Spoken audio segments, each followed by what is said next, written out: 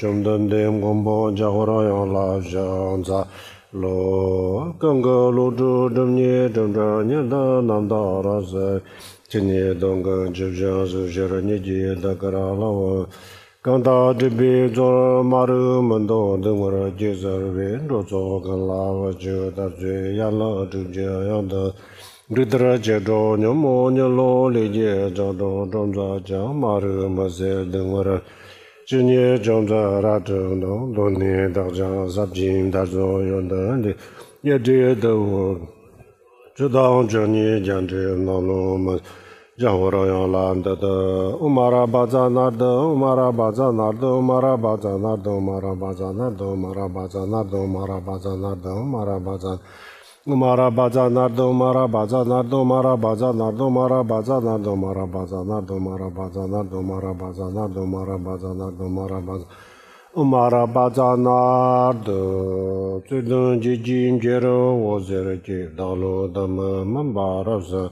挂当当就让路东巴，路主不必那瓦给的说了，娘姐肩膀做的了你没想，让你马路肩膀俺家，把个了大干咱都什么都，东巴都接家了上咋喽？各位法师、各位佛友，大家下午好。Good evening, everyone. 我们现在准备讲今天的课。We are going to begin now with tonight's teaching. 然后我们上课之前，请大家发菩提心。Before we begin with the teaching, everybody please make an aspiration of bodhicitta. 菩提心我们昨天也已经讲过了那么菩提心就是简单的说，我们为了度化一切众生，为了让天下所有的众生成佛解脱，为了达到这个目标，发心成佛这个发心叫做菩提心。So yesterday, as we explained, bodhicitta is the aspiration to attain Buddhahood in order to assist all beings themselves in achieving liberation and attaining Buddhahood. 好，发了菩提心以后呢，我们开始讲今天的课。我们今天的课也是自利利他，如何自利利他的方法。So after we have all made this aspiration, we will go on with tonight's teaching. The topic of tonight's teaching again is how to go about benefiting both self and other. 那我们昨天讲过了，在现实生活当中，或者是我们的修行当中大家尽量的断除伤害众生的事情，然后尽量的利益众生这一点对一个学大乘佛教的人来说是非常非常重要的。So yesterday, as we mentioned, whether in terms of our everyday life or in our practice, we should do our best to abandon behavior or conduct that causes harm to other beings, and at the same time, as far as possible, engage in action that benefits other beings. Both of these are extremely important in terms of Mahayana practice. 我们要自利利他，这样子的话，前提的条件就是慈悲心和菩提心。如果我们没有菩提心的话，就是没有办法自利，也没有办法利他。所以自利利他，需要自利利他，那就必须要有慈悲心的基础，菩提心的基础。In terms of benefiting both self and other, the necessary precondition is having compassion, bodhicitta. Without bodhicitta, it's not possible to benefit self and other. So in order for us to be able to do this, it's necessary that we generate a foundation in compassion and bodhicitta. 如果有菩提心的话，我们可以自离，从此以后我们的人生真的是非常有意义。Once we've generated bodhicitta, then we're certainly able to benefit ourselves. From this point onwards, our lives will be extremely meaningful. 然后呢，不仅仅使自己的人生成为非常有意义，而且自从有了菩提心以后呢，我们也可以帮助和利益很多很多的众生。And it's not just one's own life that becomes extremely meaningful from this point onwards. At the same time, one is able to help and benefit many other beings. 我们昨天也讲过这个事情我们学佛学大乘佛教必须要从菩提心开始，我们每一天我们的日常的修行当中必须要有一个菩提心的修法。So yesterday, as we learned as students of the Mahayana path, it's necessary that we start with bodhicitta. Every day, our practice should include some bodhicitta cultivation practice. 另外一个自利利他的方法，就是要证悟我们自己的内心的本心。要证悟空心证悟有这个证悟的智慧以后呢，然后我们把之前的菩提心和这个证悟空心的智慧结合双运，这样子以后呢，这就是就成为大乘佛教的核心。Another way that we can benefit self and other is to realize our self-nature or realize emptiness. And once we have done this, we will be able to combine the wisdom of emptiness with compassion. And this will form the core of the Mahayana teachings.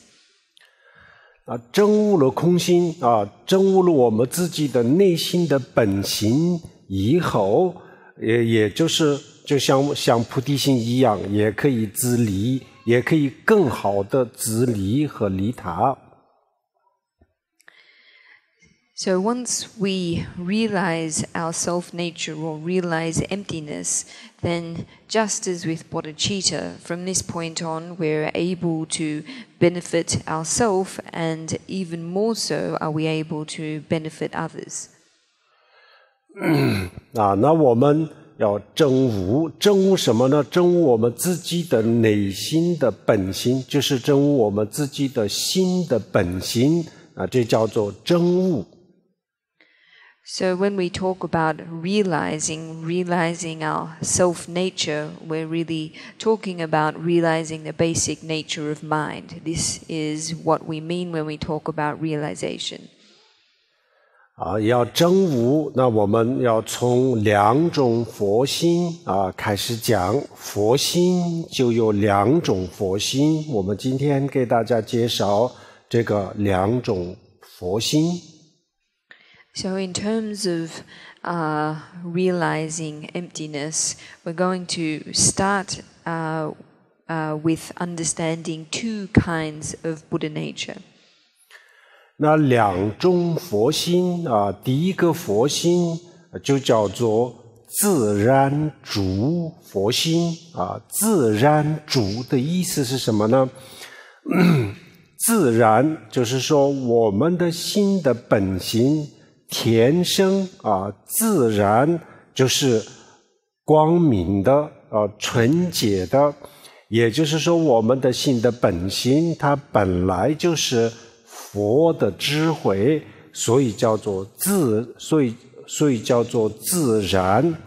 主主是什么意思呢？主就是我们的心的本心我们的内心当中有佛，佛实际上永远都在我们的心中，佛永远都住在我们的心中，所以呢叫做自然主自然住佛心。So the first type of Buddha nature that we are going to be looking at is described as naturally present Buddha nature, or naturally present potential. So the natural state of our mind is luminous and pure. It is the state of Buddha's wisdom. We can say that, in fact, the Buddha resides eternally in our mind. So this is what we mean when we refer to this naturally present Buddha nature. 这个自然主佛心是我们每一个人、每一个众生的心的本心都是一样的。我们每一个众生的心的表面的现象是有所不同有各种各样的情绪，有各种各样的心态都有的。但是呢，所有的众生的心的本心就没有没有不同的，都是一样这个心的本心就叫做佛心。Every person, indeed every being, has the same basic nature, even though their minds, the superficial appearances of mind may be different. People have different moods, attitudes, etc. However, in terms of the basic nature of mind, everyone is exactly the same. This basic nature is Buddha nature.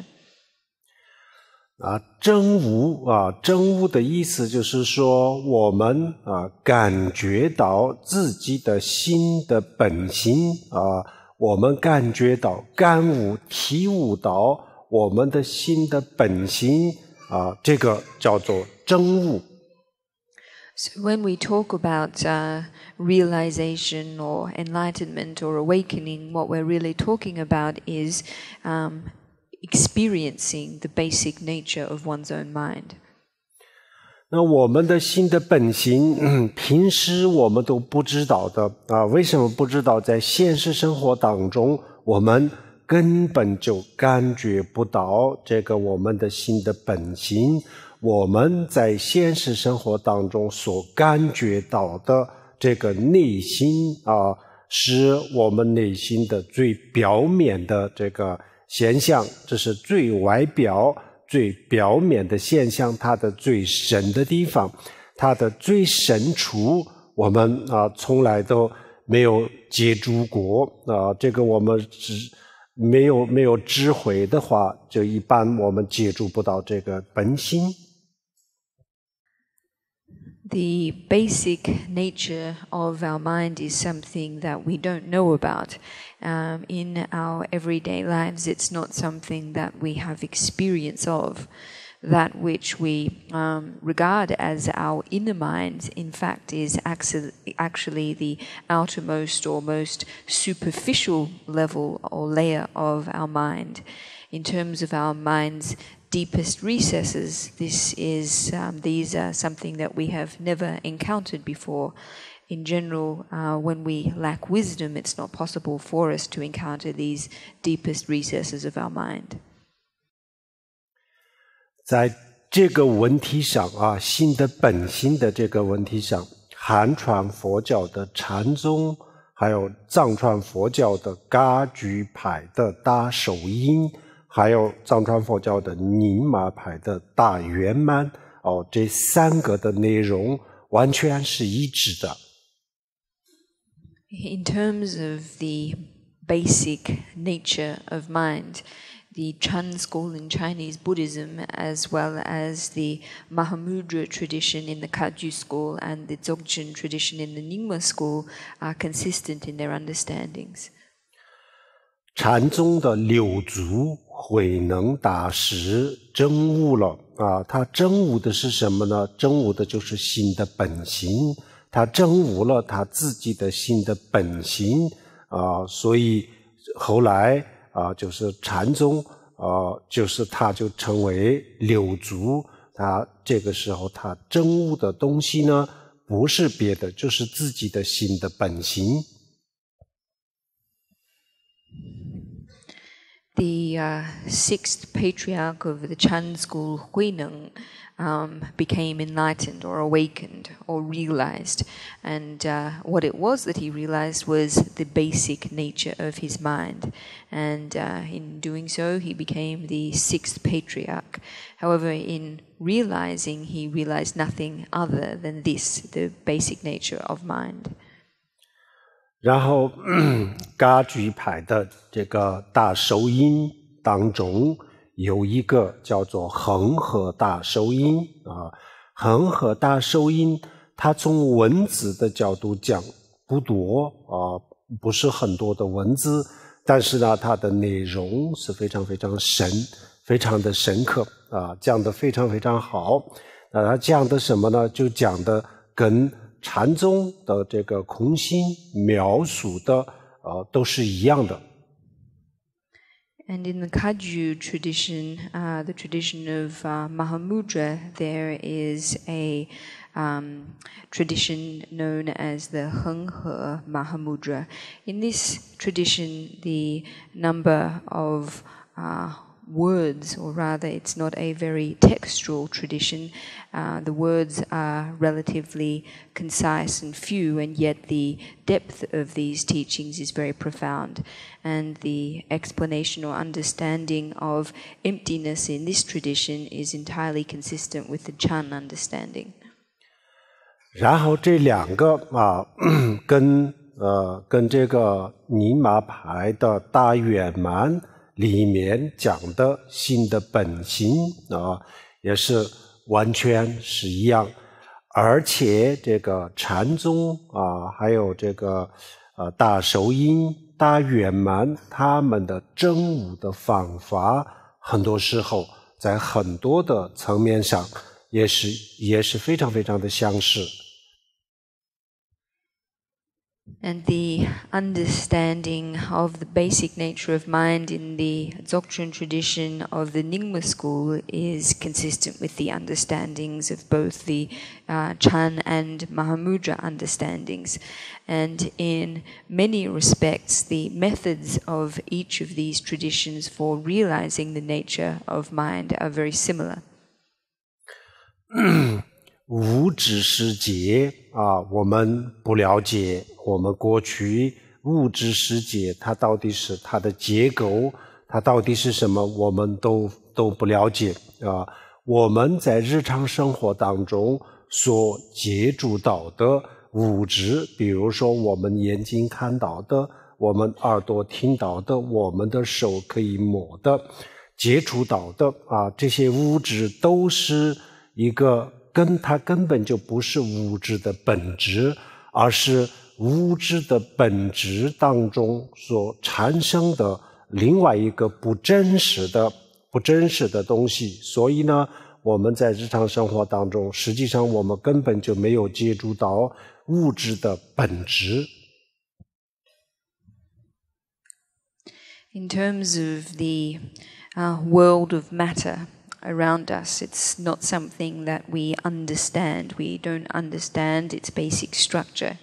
In our everyday lives, in terms of the material or matter that we encounter, for example, the things that we see with our eyes, the sounds we hear with our ears, that which we touch with our hands, all of these things are not when we encounter the material world in this way, we're not encountering the essence of the matter itself. What we are encountering or perceiving, in fact, is just an illusion created amid the basic essence of this material. So in terms of our everyday life, it's not possible for us to perceive the basic essence or nature of matter. 物质如果它有一个本质，它如果有一个本质的话，那就是应该是微观世界里面的这些最小的这些粒子，应该是它的本质。然后我们在宏观世界当中所看到的、所接触到的这些，它根本就不是物质的本质，它是物质的本质以外的一种我们自己的感官所创造出来的一个世界，所以我们实际上连物质我们都不知道它的本质是什么样子。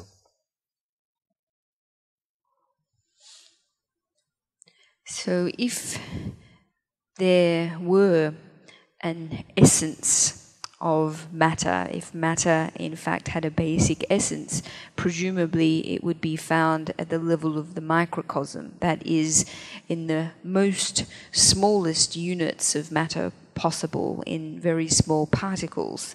In terms of the macrocosm, everything that we experience in the macrocosm is not the basic essence of matter. It is something beyond or besides this. It is essentially an illusion created by our senses. So therefore, therefore we have no understanding, in fact, of the basic essence of matter. 比如说原子、电子、暗物质，还有电磁波、X 光之类的东西都是物质，但是呢，我们以前根本就不知道物质当中有这样子的物质，我们以为物质就是我们现在所看到的这些，除了这些以外呢，我们还没有想到物质有这么多的我们从来不知道的物质。Things like molecules, atoms, electrons, X-rays, light waves, etc. These are all forms of matter.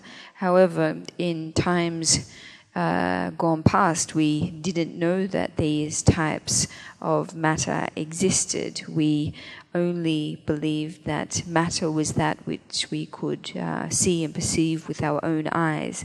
We didn't appreciate that there were so many other forms of matter besides this. 同样的我们更加的不了解我们的精神世界更加的不了解西方科学、心理学、哲学到目前为止还没有一个非常非常确定的对我们的内心的定义。And even more than our lack of understanding of the material world, we have an even more lacking understanding of our minds. In terms of Western science, psychology, philosophy, etc., so far none of these disciplines have a proper definition of mind. 有些人觉得我们的内心就是大脑，有些人觉得是大脑的产物等等就有很多很多的不同的说法，但是呢，到目前还没有一个大家都认同的统一的标准的定义。Some scientists view the mind as the brain, some view the mind as a function of the brain. There are many different opinions on this. However, so far, no one has come up with an explanation that has received wide consensus. 所以学术界也到目前为止还不是很了解我们的心是什么样子，尤其是不了解我们的心的本质，或者是我们的心的最深处是什么样子都不了解。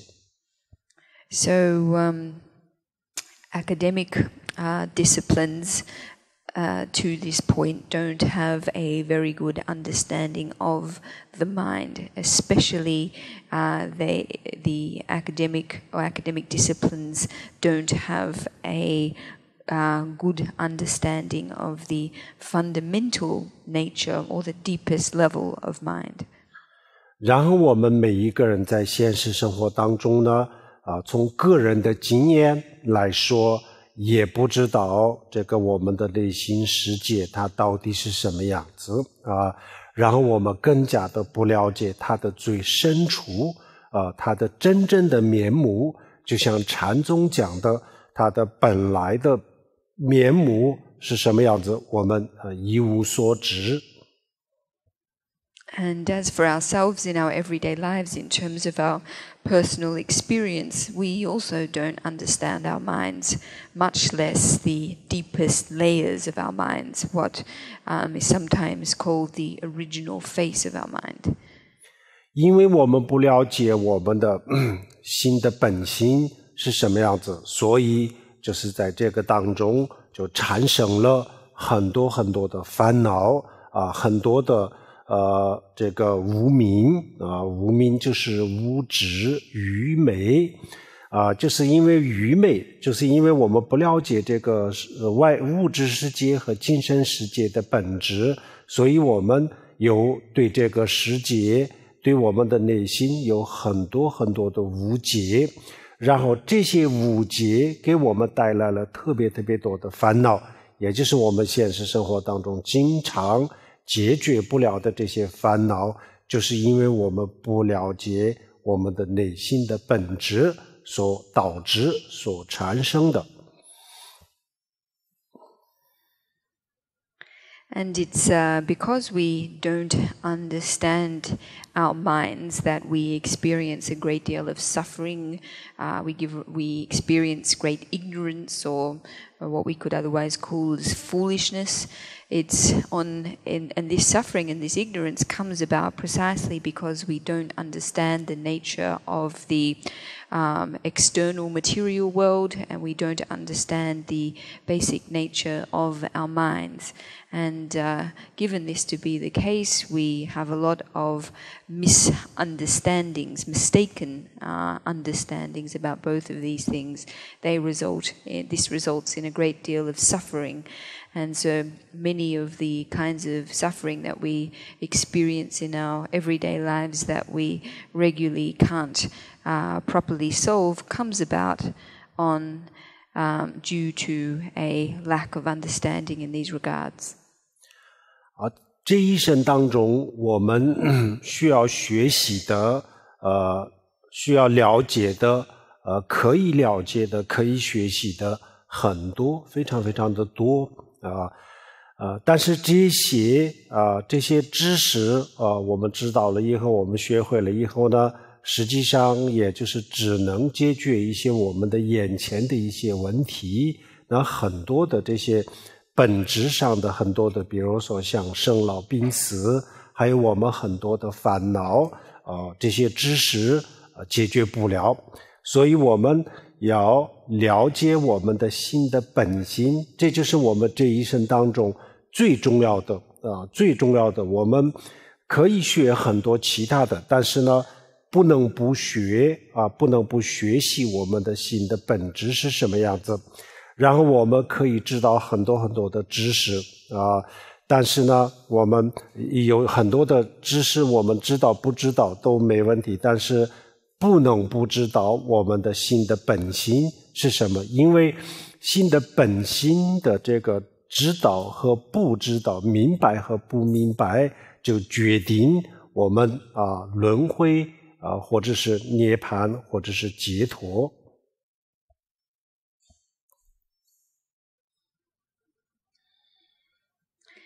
There is a a lot that we can potentially study in the course of our lives. And much of this knowledge, after we master it, however, is only able to assist us in solving short-term problems. This kind of various kinds of worldly knowledge is not able to help us in solving or transcending the sufferings of cyclic existence. So, in actual fact, understanding the basic nature of mind is the most important kind of knowledge for us to develop. Certainly we can study many other things, but ultimately the one thing that we can't afford not to learn or not to understand is the basic nature of our mind. The reason being that whether the difference between understanding this or not, or between learning this or not, is really the difference between liberation, nirvana, etc. 好，首先我们在理论上了解一下心的本性是什么，然后理论上了解了以后，知道了以后呢，然后我们再去修心打坐亲身体会自己的心的本性。那亲身体会的时候，这个叫做证悟。So in terms of the basic nature of mind, this is something that we first need to understand theoretically. And after we understand it theoretically, then we go about internalizing this understanding in practice through meditation. And when we gain direct personal experiential understanding of the basic nature of mind, then this is what we refer to as realization or awakening or enlightenment. 心的本性我们可以分两种不同的心的本性，也就是我们今天讲的两种佛心。So in terms of the basic nature of mind, it's possible to talk about this in two types. These two types are precisely the two kinds of Buddha nature that we're going to be talking about this evening. 那么今天我们要讲的这个两个佛心当中的第一个，就是我们刚才前面提到过的这个自然住。自然住就是因为我们的心的本性，它是我们的心的本性，我们的心存在的时候它就存在，所以它是自然的，它不是后天的，它不是人为的，它是我们的心的本性那这个另外一个名字就叫做如来藏叫做如来藏，也叫做佛心，这就是这个也叫做自然住佛心。 So the first kind of Buddha nature that we are going to talk about, as we mentioned, is that which we call naturally present Buddha nature or naturally residing Buddha nature. This, being the basic nature of our mind, is present so long as our minds exist. It's something that we intrinsically possess. It's not something that we acquire after the fact. This kind of naturally present nature of mind is also referred to as Buddha nature. 我们的心的本性是如来藏佛心那我们很多人觉得，那我们为什么感觉不到这个如来藏佛心的存在然后我们的心的本性既然是如来藏，那为什么我们的心又变成了这个佛心为什么又变成了贪嗔痴，有这么多的烦恼，有这么多的不清净的心这个是为什么我们很多人不了解有疑问，这个方面有很多人不了解，也有很大的这个困扰。So If the basic nature of our minds is Buddha nature, then why is it that we don't see it, we don't experience it? Why is it, if the basic nature of our minds is Buddha nature, that we experience so much greed, anger, attachment, suffering, affliction, and impurity of the mind? This is something that many people find it difficult to understand and are quite troubled by this question.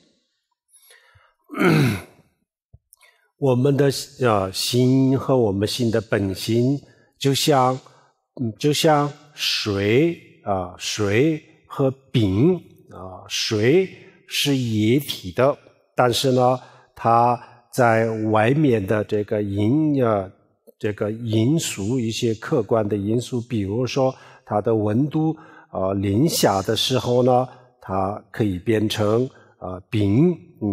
那当它是一块饼的时候呢，我们看不见液体，我们没有办法知道它是液体。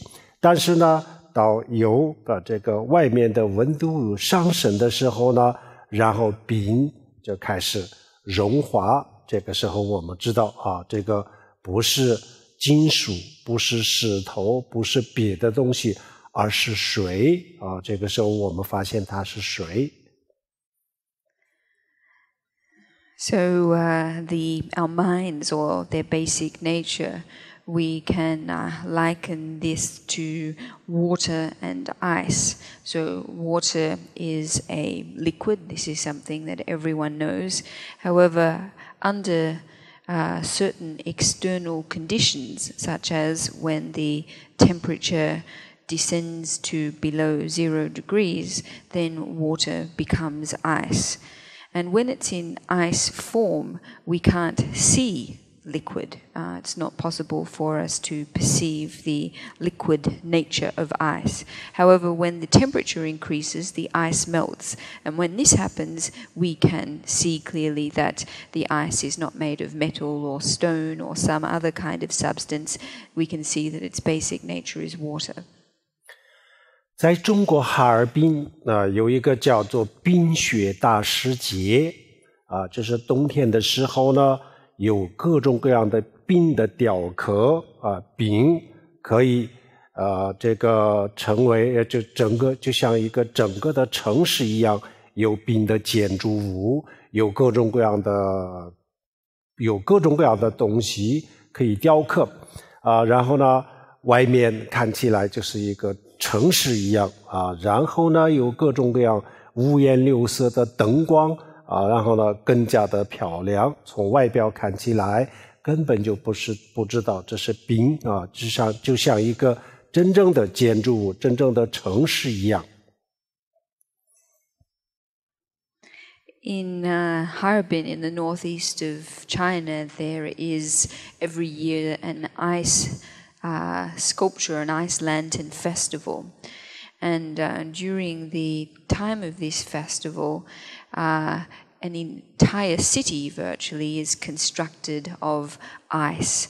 There are ice buildings, all kinds of objects fashioned from ice, and the entire vista appears just like a real city. There are different lights of every color, and it looks very beautiful. So when we look at it from outside, it doesn't appear to be made of ice. It seems to be, in fact, a real city.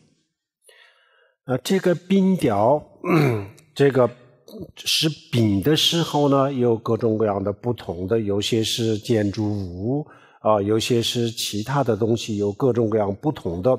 但是呢，融化了以后呢所有都是变成了液体，都是水。这个时候呢，没有任何的区别。这个时候就是找不到任何的不一样，都是同样的水。So these ice sculptures, when they exist in the form of ice, they take on different forms. There are houses, there are all kinds of different objects. However, when these sculptures melt, they all turn into liquid, they turn into water. And in this state, there is no difference between them whatsoever. It's not possible to locate any difference at all.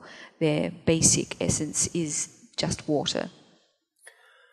然后大摩主使的禅宗的著作和大受音大圆满这些所有的这些著作，这些佛经里面呢，都用这个冰和水来做比喻。我们的心的本性就像水，我们的心现在就是因为有了无明因为有了无明，所以我们的心现在就是变成了就像冰块一样，它就变成了一个固体的东西一样。我们现在感觉不到佛的智慧，但是呢，它的本质是佛的智慧。The texts, the writings of Bodhidharma, as well as the key writings, key texts of the Mahamudra tradition, alike use the metaphor of water and ice for to describe the mind. Essentially, water is likened to the basic essence of our minds, and ice is our minds as they currently are. Because of ignorance, our minds currently exist in the form of a block of ice, very solid. And in this state, it's not possible for them to experience Buddha wisdom, even though the wisdom of the Buddha is its basic nature. 然后周围的这个温度上升的时候，这些冰块逐渐的融化，最后变成水。那么还没有变成水的时候呢，这些冰有大有小，然后有些是长方形，有些是四方形，有各种各样的形状，也有各种各样的颜色。但是呢融化了以后呢，没有不一样的形状，也没有不一样的这个颜色所有都变成了同样的东西那我们现在我们的心就像冰一样，有烦恼，有各种各样的这个执着，有无明，有很多这样子的这个情绪。然后我们这外面的温度上升一样，我们通过一种方法把我们的心逐渐的融化为佛的智慧。那这样子的时候，最后我们的心所有人的心都可以变成佛心如来藏。那佛心如来藏这个当中呢，就像冰变成了水以后没有不同的颜色和不同的形状一样，我们的心变成了如来藏佛心的时候呢，然后就没有不同的想法，没有不同的观点，没有不同的烦恼，所有的这些不同的东西最后全部融化为一个那一个是我们心的本心，就像这个蓝天一样，非常非常的纯洁这个里面没有任何的烦恼。最后我们的心最后我们要达到这个境界。When the surrounding temperature increases, these various ice objects melt, and when they melt, they become water. However, before they have melted into water, they exist in different sizes. There are big objects, small objects. They come in different shapes. Some are rectangles, some are squares. There are different colors. However, when they melt, there is no longer any difference or distinction between them at all. They have melted to become exactly the same. So, when our minds exist in the form of ice, they have all kinds of afflictions, ignorance, attachment, negative emotions, etc. However, just like increasing the external temperature, we can apply methods to melt our minds until they become reduced to the state of Buddha wisdom. And everyone's mind can become this state of Buddha nature.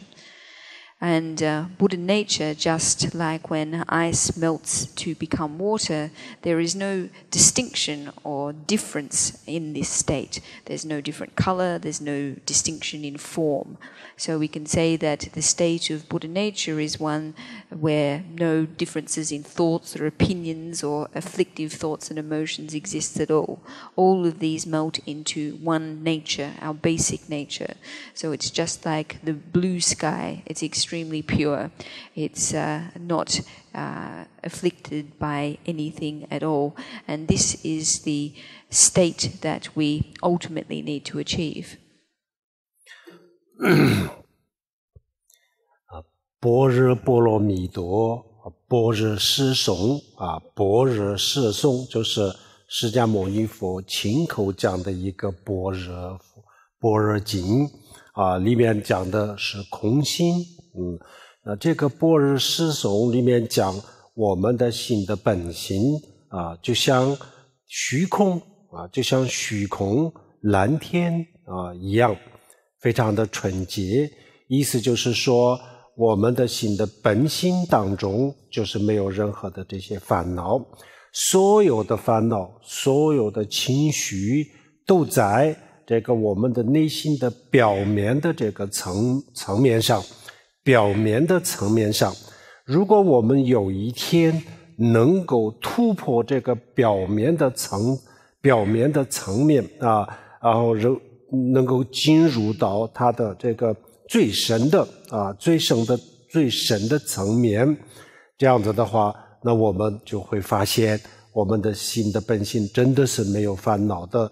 这些所有的烦恼都不是来自于我们的心的本性，而都是一个表面的现象。如果我们能够进入这个它的最深处，这样子的话，我们可以感受到它的本质。然后我们感受到它的本质的时候呢，然后我们会发现所有的这些烦恼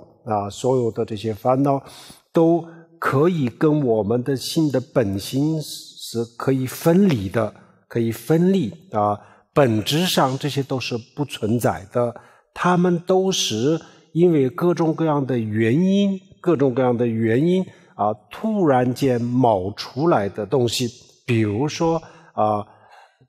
说天空当中这个有弥漫了乌云的时候，这个乌云它不是虚空的本质，不是蓝天的本质，它是突然间产生的。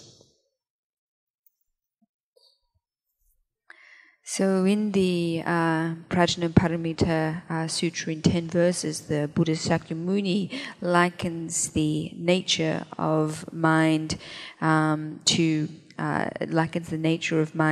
the blue sky, empty and pure like the blue sky. And in this basic nature of mind, there is no suffering. In fact, all of our suffering, our negative thoughts and emotions, etc., exists in the outer or superficial layers of our mind.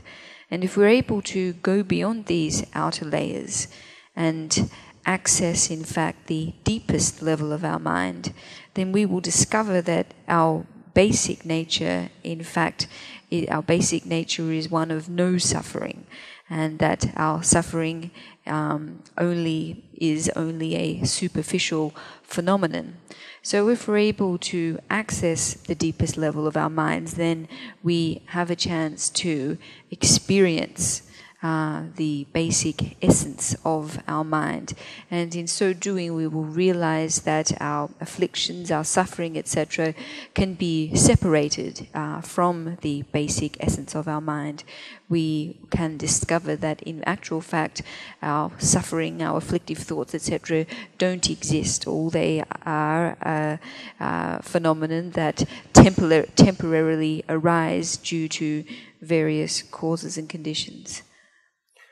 然后很多的佛经里面讲我们的心的本性是光明的永恒的那光明是什么意思呢？跟我们的这个光我们眼睛可以看到的可见光，然后我们的眼睛看不到的不可见光这些光根本就没有关系的佛经里面虽然讲我们的心的本性是光明，但是跟这些光是没有任何的关系那为什么叫做光明呢？就是说因为光它就是一个比喻，比如说光明任何地方有光明，那这地方是不会有黑暗凡是有光明的地方不会有黑暗这两个永远都不会在一起。同样的，我们的心的本性是没有烦恼的没有这些污垢，没有这些污染，它是一个非常纯洁自然的本质，它是纯洁的，所以叫做光明。这个光明并不是光明就是代表纯洁，它的纯洁没有烦恼，它没有执着所以叫做光明。In the Buddhist scriptures, the mind is also frequently described as luminous in nature. And this word luminous doesn't carry the same meaning that we usually understand it to have, that is, of or related to light, such as the light we can see with our eyes, visible light, the light spectrum that we're not able to see with our human eyesight. There is no connection basically to light in this conventional sense. In actual fact, this idea of luminosity is a metaphor that is used for the reason that any place where there is luminosity, there will be no darkness. Darkness and luminosity can never coexist together.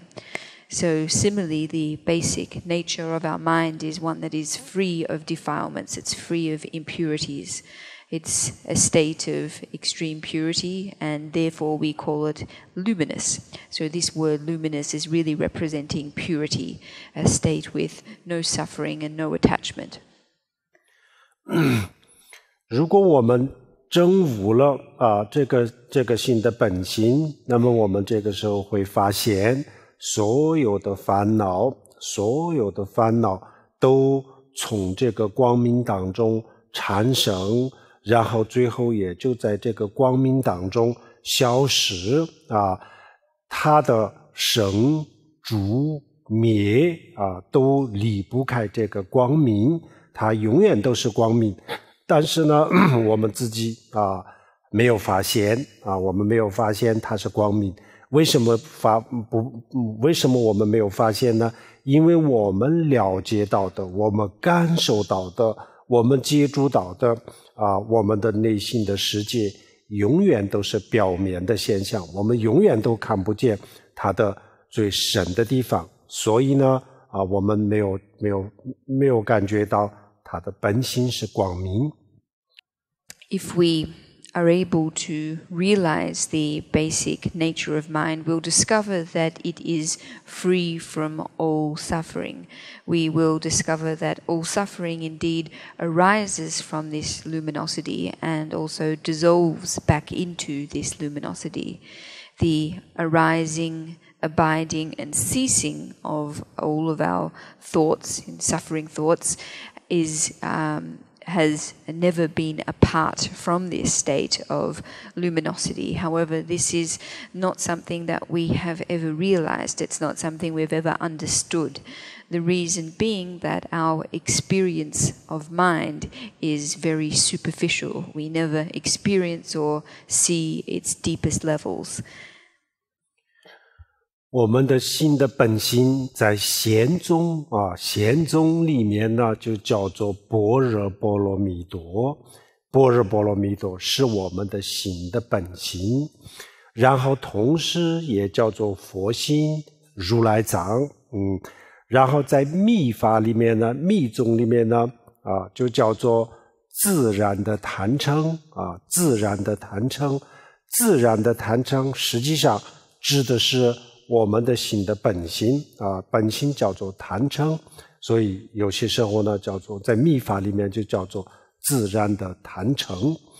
还有显宗、密宗所有的大乘佛教都同意的把我们的心的本性叫做法身法身就是佛的法身佛的三身之一。所以呢，我们的心的本性实际上它本来就是佛，所以叫做佛心。This basic nature of our mind is described in the sutras as wisdom. It's also described as our Buddha nature.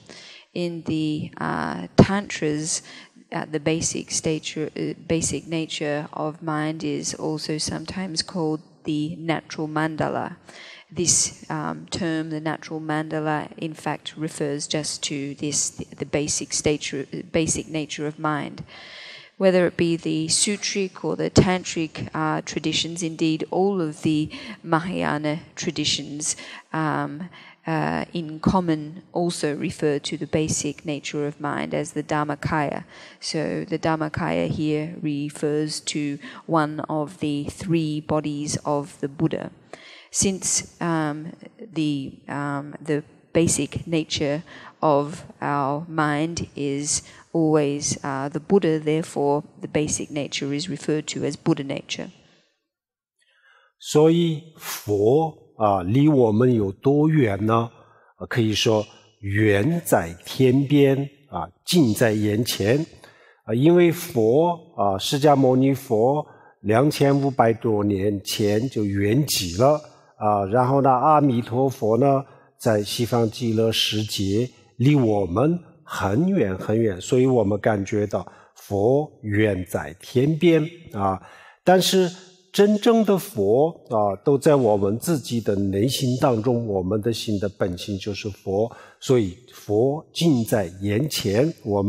今天我们在座的每一个人，如果我们花一点点时间下一点功夫的话，我们每一个人都有机会能够见到这个佛的这个我们自己的心的本性的这个佛，就是我们每一个人都有机会见到佛的法身。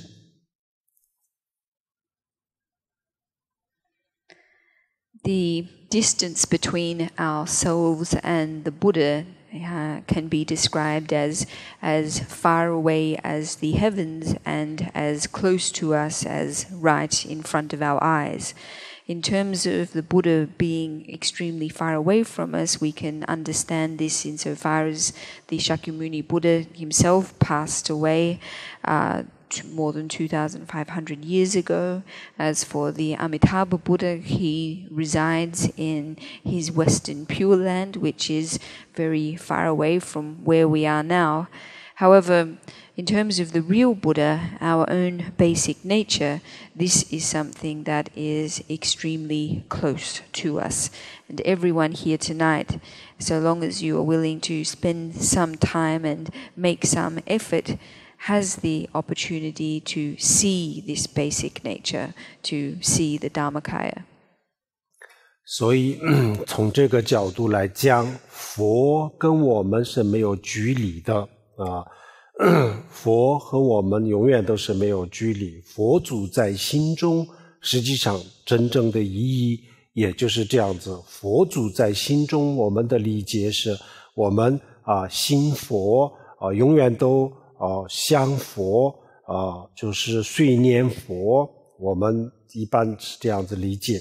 但是实际上呢，佛祖在心中，就是我们的心中有佛，有什么佛呢？就是有佛的法身啊。那佛的法身才是真正的佛啊，佛的法身、佛的化身和报身是佛的发神的形象啊，他的形象实际上真正的佛就是佛的法身啊。那么佛的发身它不在外面，它永远都不会在外面，它就是我们的心的本性。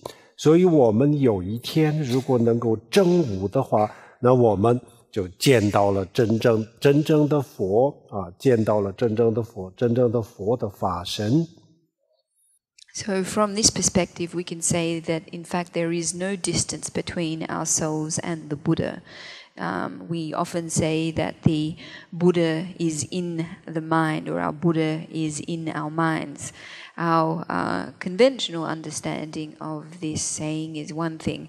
However, what this saying is really expressing is that the Buddha resides in our minds because the basic nature of our mind is the Buddha's Dharmakaya.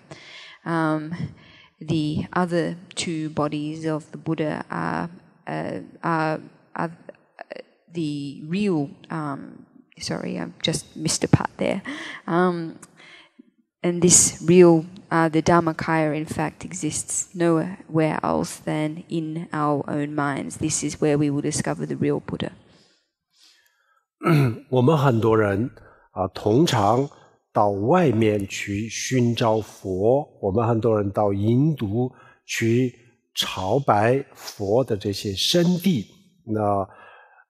但是实际上呢，这个我们的心的本心，它实际上才是真正的佛。如果要去要去寻找佛，那就是不要到外面去寻找佛，就到自己的内心当中去寻找佛。这样子我们一定会找到真正的佛。如果到外面去寻找佛，那永远都找不到真正的佛。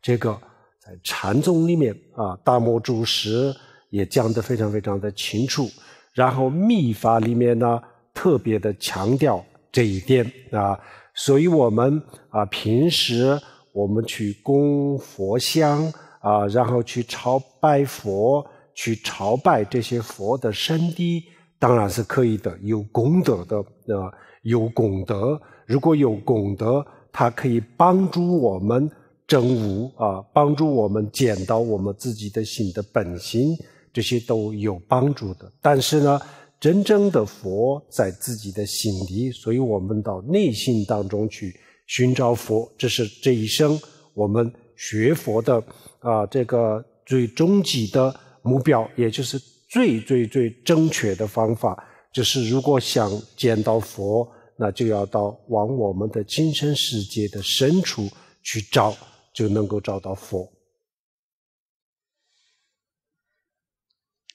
Many people search for the Buddha in the external world, and in order to do this, they go to India and visit many pilgrimage sites, etc. However, our basic nature is the basic nature of our mind is in fact the real Buddha. And to search for this, or to find this, we shouldn't search in the external world. However, we should turn inside to our inner selves in order to find this real Buddha. It's not something that we will be able to locate on the outside. This is something that Bodhidharma in the Chan tradition expressed very clearly, and it's also a point that is very much emphasized in the Vajrayana tradition.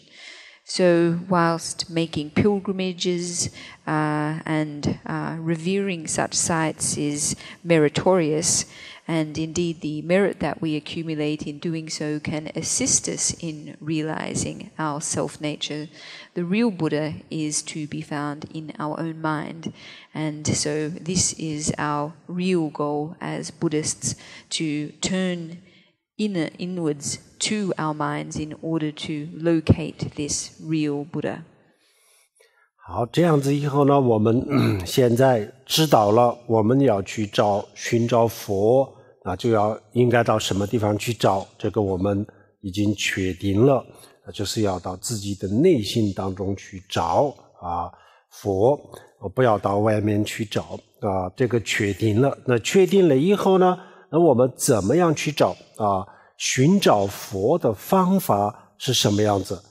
这个时候我们就需要我们今天要讲的第二个佛心。So having established where it is that we are able to locate the true Buddha, that is, having established that we can only locate the true Buddha in our minds and not in the external world, we now need to look at how it is that we go about discovering the true Buddha in our minds. This is something in respect of which we need methods. And so we are now going to move on to the second kind of Buddha nature. 第二个佛心叫做岁增佛行岁增是什么呢？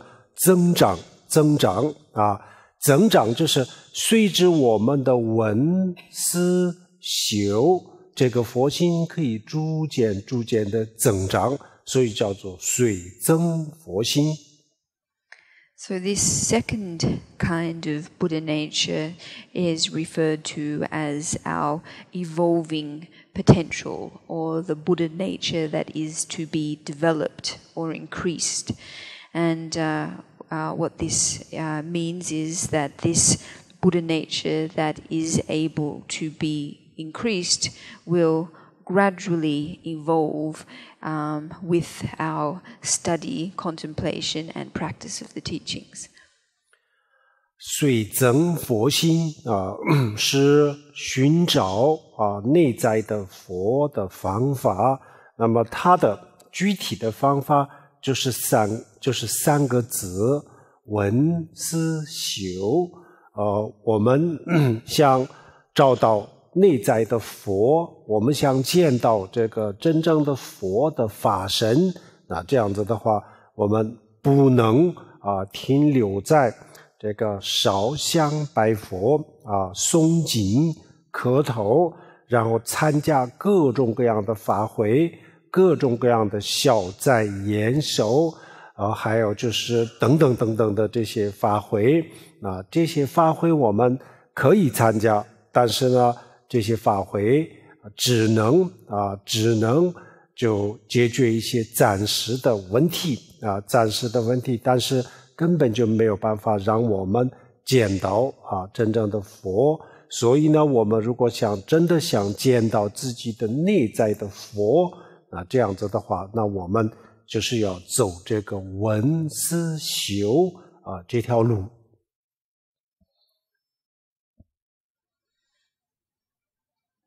So this Buddha nature that is to be developed, or our inner potential, the method of developing this inner potential so that we can discover the true Buddha is that of listening, reflecting, and practicing or meditating.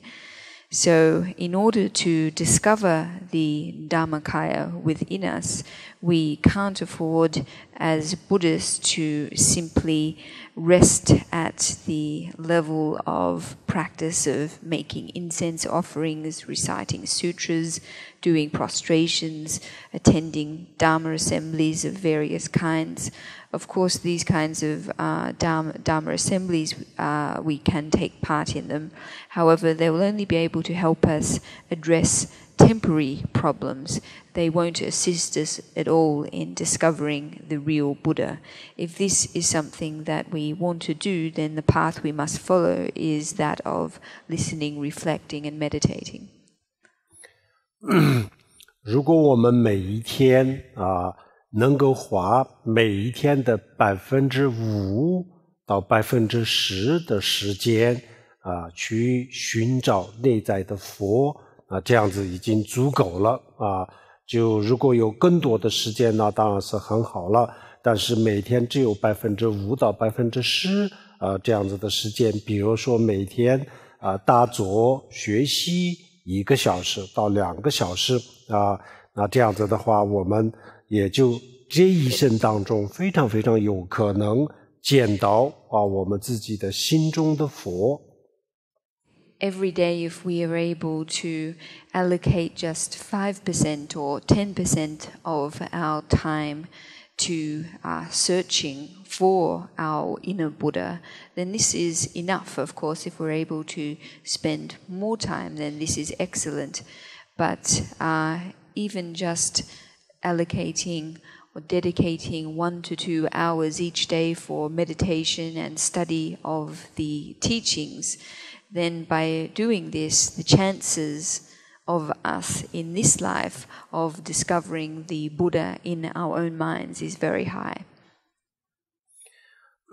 我们现在很多的佛教徒我们所谓的学佛呢，就是生活当中遇到问题的时候去烧香拜佛求佛还有平时我们的大部分的这个功课都是烧香拜佛诵经除了这个以外，闻思修学习打坐这方面的功课非常的少，所以呢我们就见不到真正的佛所以我们以后呢这个学佛的方法上面，我觉得需要做一个调整我们可以烧香拜佛，有些时候呢想参加这些各种各样的法会，如果有时间，如果有这个兴趣，有必要的话，那也可以偶尔也可以参加但是呢我们经常都参加这些法会，然后不懂得学习，不懂得修心这样子真的是不是真正的学佛的方法。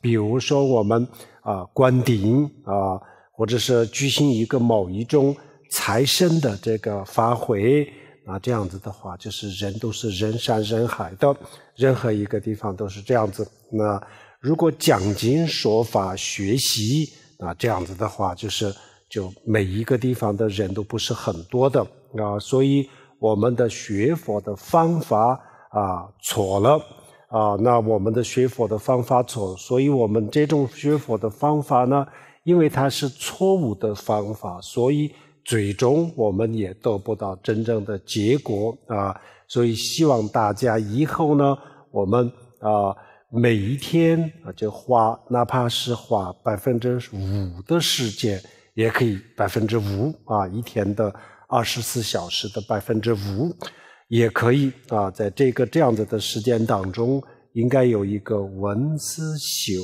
这样子的正确的学佛正确的这个修心。For many Buddhists, the way that they go about practicing so-called Buddhism is when they encounter problems or difficulties in their life, they then make incense offerings and pray to the Buddha for intervention. So, of course, for many people then, their practice really is comprised of this, making offerings of incense, reciting sutras, etc., and studying, contemplating and meditating on the teachings forms relatively little of their approach to practice. However, if we are to attain the real Buddha, if we're able to experience the real Buddha, then it's necessary that we make changes to the way that we go about our practice of Buddhism. Of course, it's fine to make offerings to the Buddha. It's fine to attend Dharma assemblies occasionally. However, if we do this all the time, then this is really not a proper way of engaging in Buddhist practice. In general, when there are empowerments and initiations of different kinds, there is a huge number of people in attendance. However, when teachings are being given on the content of the Buddha Dharma, there are usually not so many people in attendance.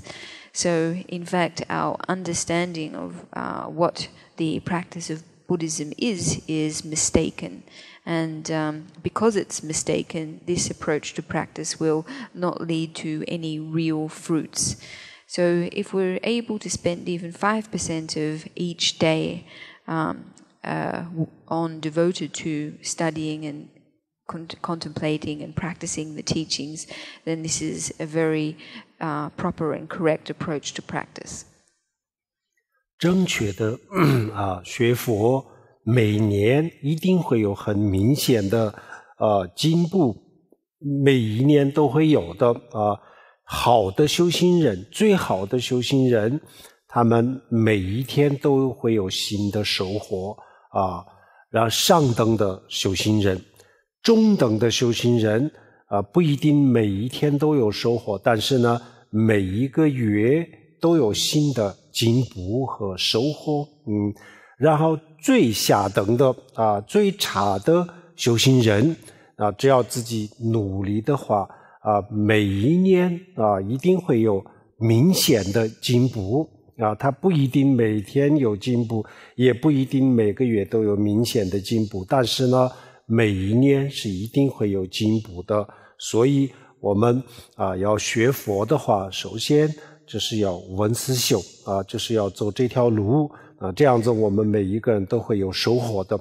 否则的话这个烧香拜佛诵经参加各种各样的法会，这种学佛最多也就积累一点福报而已这个福报我们下一世在投胎在转世的时候呢，在轮回当中有一点帮助仅此而已。这个功德不能让我们解脱不能让我们成佛，所以我们学佛就一定要走这个闻思修这条路，这条路才是正确的选择。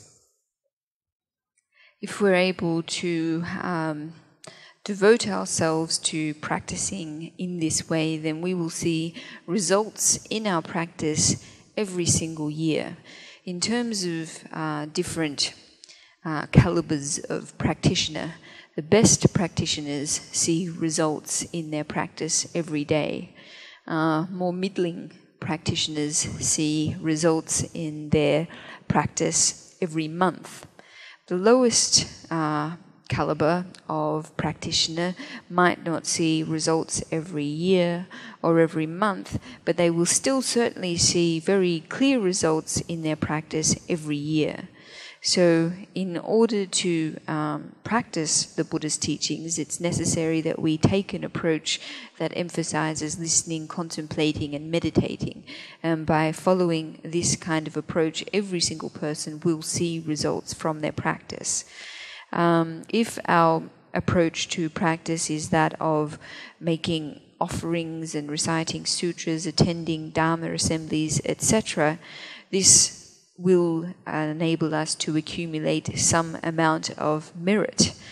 And this merit will be of some benefit to us in our next life and in cyclic existence. However, this merit in and of itself will not enable us to achieve liberation or attain Buddhahood.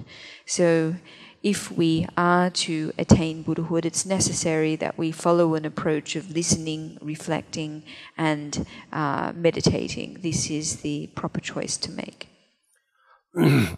闻就是听闻佛法听闻佛法有很多很多的佛法的这个量相当的大，就像藏传佛教的这个大藏经汉传佛教的大藏经，每一个都有非常庞大的这个佛经那我们如果要学这么多的话是没有办法学，所以就不需要学那么多，我们可以在这个当中选一部分的这个佛经来学习，比如说像这个大圆满的前行普贤上师言教还有就是类似于这样子的，比如说宗喀巴大师的菩提道次第广论，还有就是这个大般若波切的这个解脱庄严论等等，就是类似于这样子的一些佛经，这是一个精华浓缩版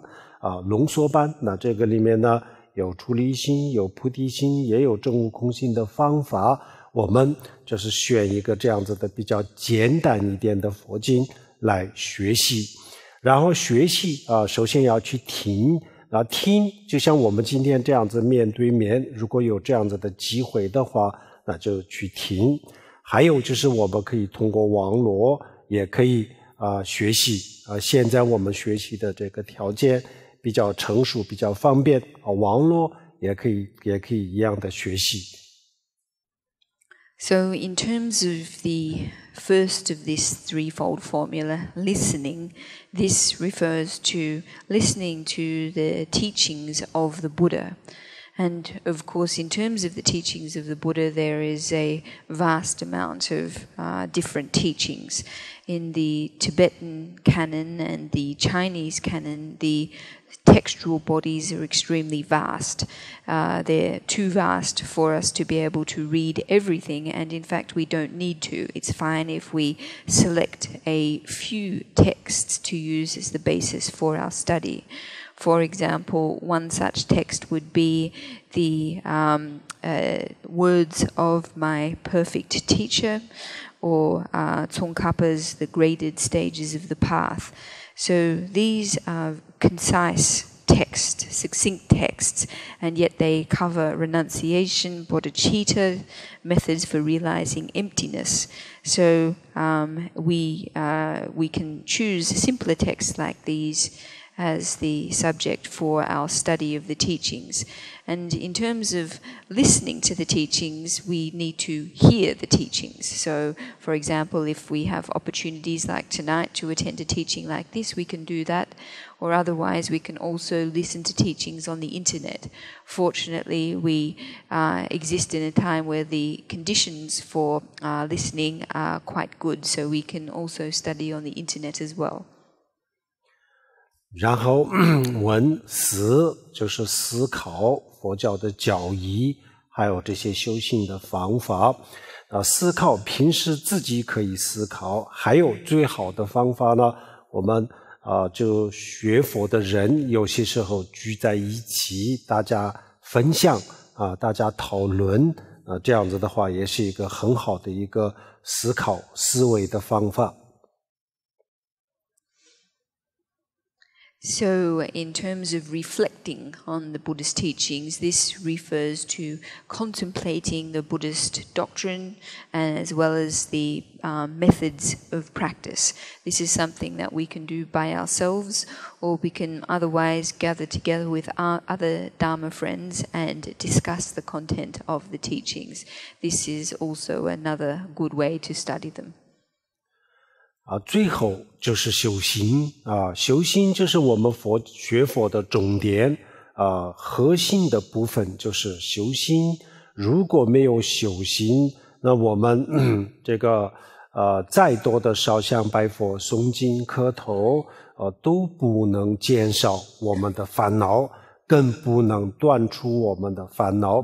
如果这些烦恼没有断除的话，那我们再有福报再积累功德也是不能解脱的只要有这些烦恼，那他们不会让我们解脱，所以必须要解决这些烦恼这个问题必须要解决。那唯一的一个解决的方法就是打坐修心培养证悟空心的智慧和菩提心，那这样子才能够把这些烦恼断掉。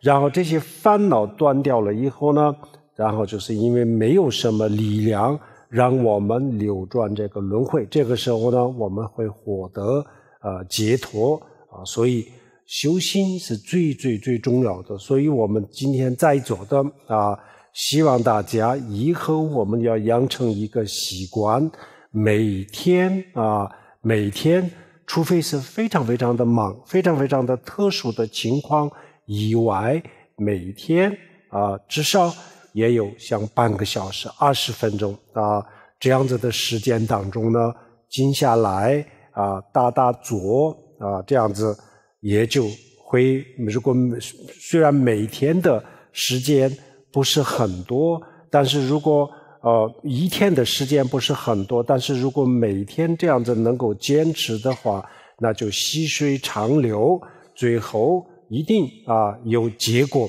这个非常的重要。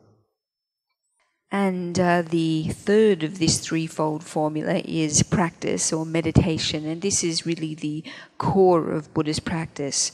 For if we don't have this, if we lack this, then all of the offerings we might make, the recitations we might do, the prostrations we might make, will not be able to help us reduce our suffering and much less eliminate our suffering.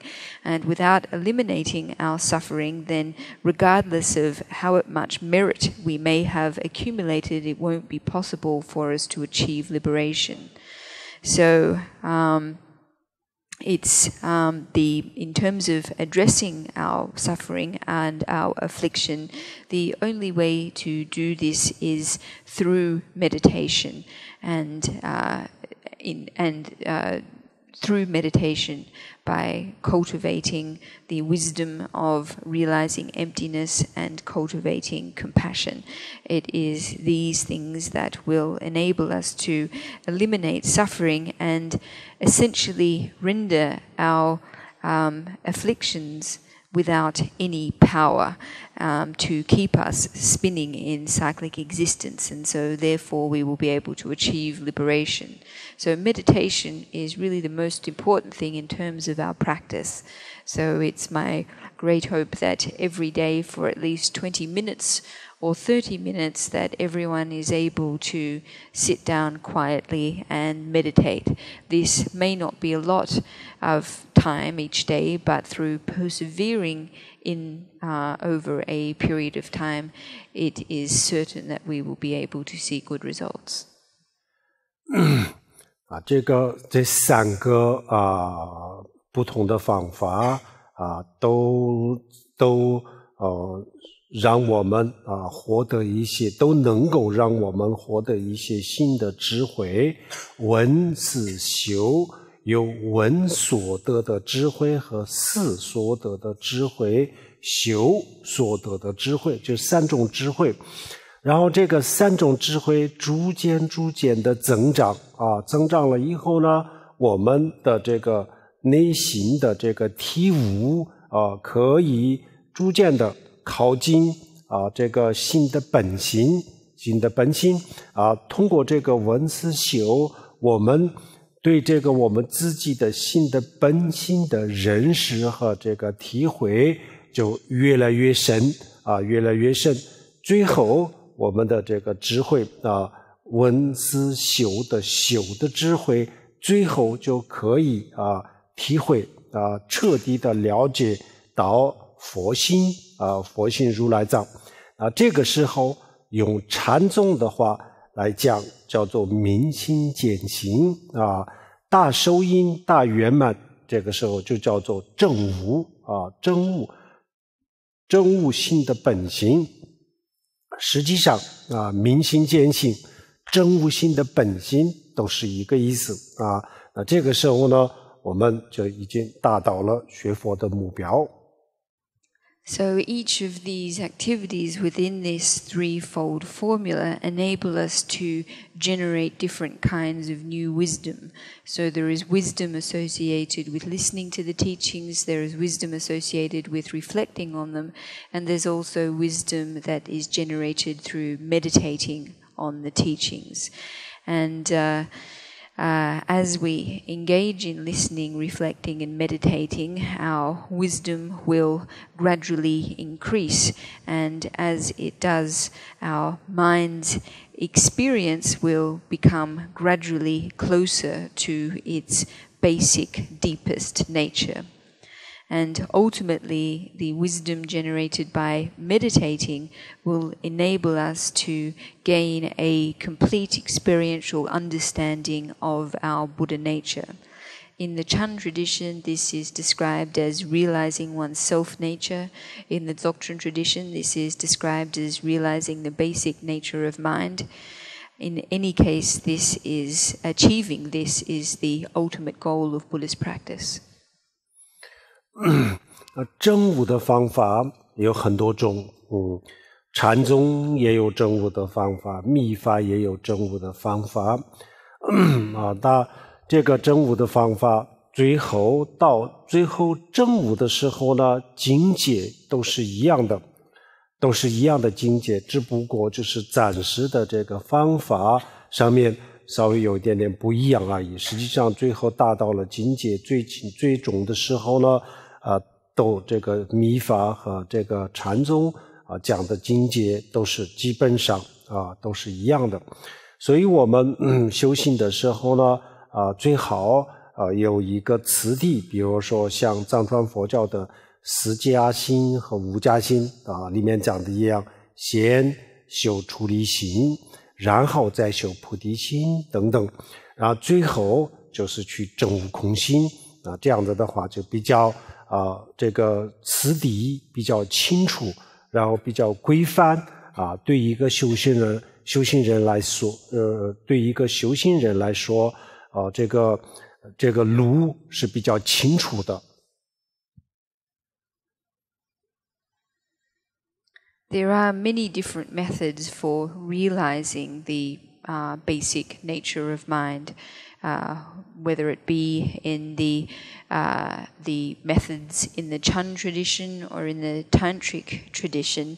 Ultimately, the awakened state of realizing the basic nature of mind is the same.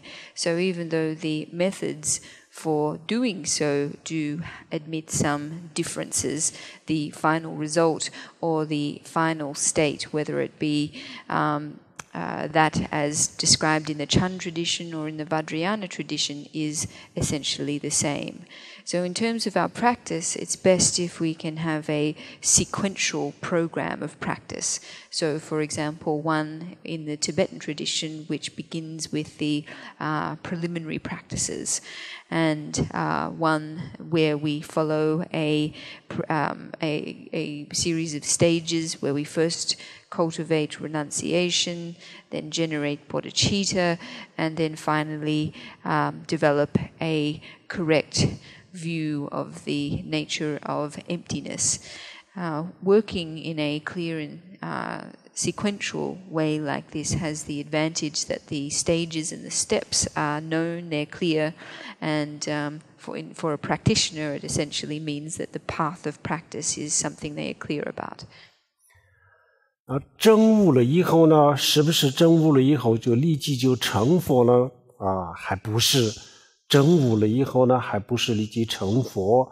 证悟了以后要走的路还是很远的但是呢路虽然是很远，但是这个速度比现在快。我们还没有证悟的时候呢，我们的修行的速度不快，我们的进步不快。证悟了以后呢，虽然还不是成佛，离成佛还有一定的距离，但是呢，从此以后我们的修行的进步跟以前是不一样，可以快速的前进所以我们大家要抓住这个机会，我们每一个人都有就在这一生当中可以证悟，有这个机会那么我们每一个人稍微花一点时间去在这个闻思修这上面下一点功夫的话有可能每一个人都有可能证悟，在有生之年应该是可以证悟的。所以希望大家从今以后在这个闻思修上面下功夫。我们从烧香拜佛从这个诵经磕头就转到闻思修上面就在闻思修上面下功夫，这样子我们一定会有收获的。When we become awakened, when we realize the basic nature of mind, does this mean that we immediately attain Buddhahood. No, it doesn't. There is still a large distance between being awakened or having an experience of realization and attaining Buddhahood. However, the difference is that after we have gained an experience of realization, that the speed of our progress will be quicker than previously. So at the moment, our progress is not particularly fast. However, once we are awakened, then the distance that we still have to go is considerable, and yet our progress will be able to take place at an accelerated rate. Every person has the opportunity in this life to realize the basic nature of mind, so long as they invest a bit of time and effort in listening, contemplating, and practicing the teachings.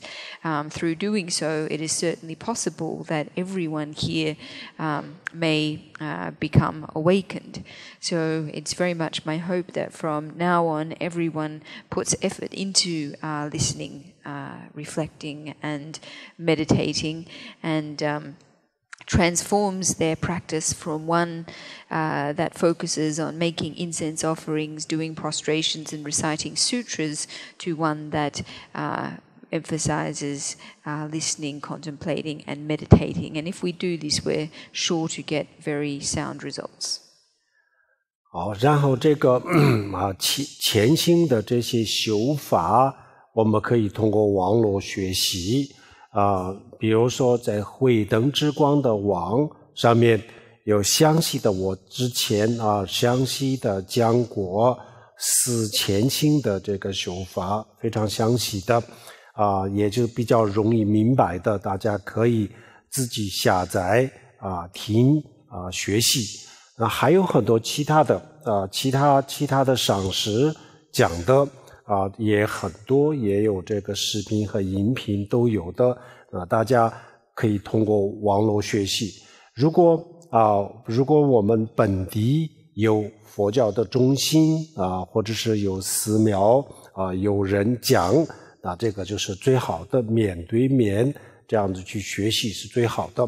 实在是没有了那我们可以通过网络学习。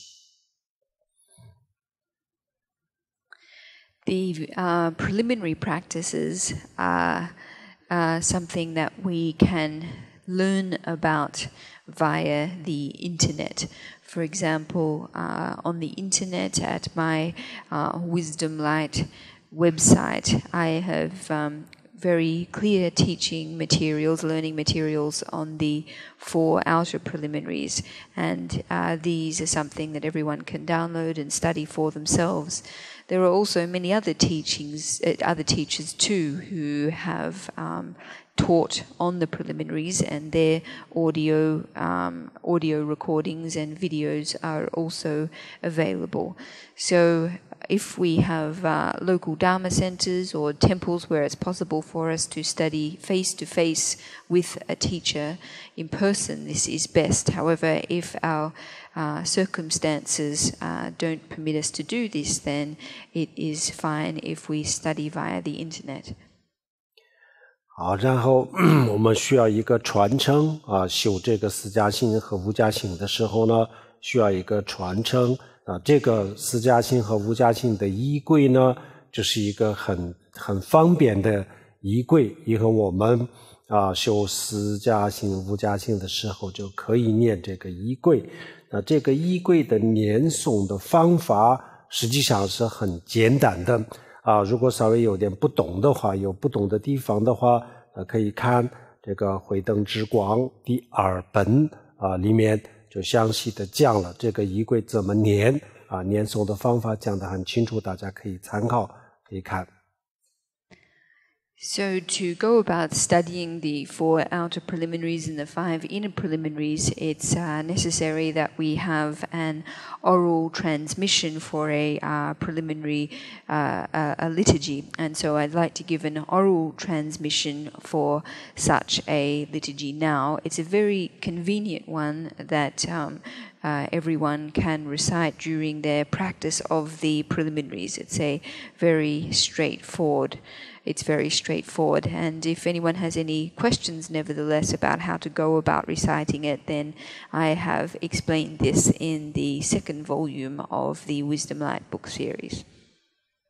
好，我们最后做回向，我们今天的听经闻法的功德，回向分享给天下所有的众生，愿天下所有的众生幸福健康，很快就能够超越生死轮回以这样子的法缘心愿来回向。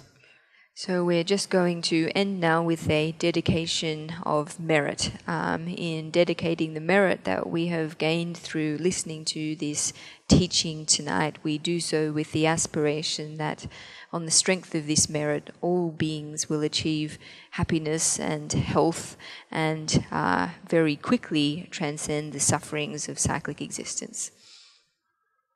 Sonam de tancha zumba nya domne ni be da nam ban shi ji ga nan ji wa long zhe bai zhe bin zo lian zhou a zhou er xiu om a hong ban zhen ge zhe ba ma se de hong Om a hong ban zhen ge zhe ba ma se de hong Om a hong ban zhen ge zhe ba ma se de hong 谢谢大家，阿弥陀佛。